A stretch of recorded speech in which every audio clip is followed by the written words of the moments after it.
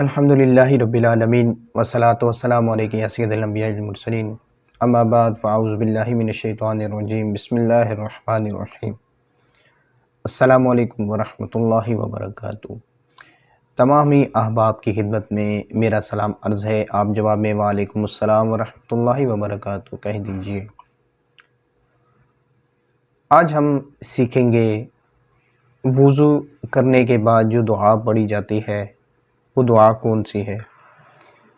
آپ اس دعا کو توجہ سے سماعت فرمائیے اور اس کو ذہن نشین کر لیجئے، تاکہ جب آپ وضو کریں تو وضو کے بعد آپ اس دعا کو پڑھ لیا کریں۔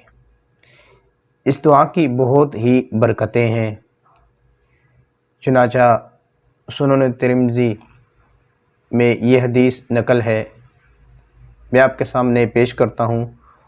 اللہم اجعلنی من التوابین واجعلنی من المتطہرین۔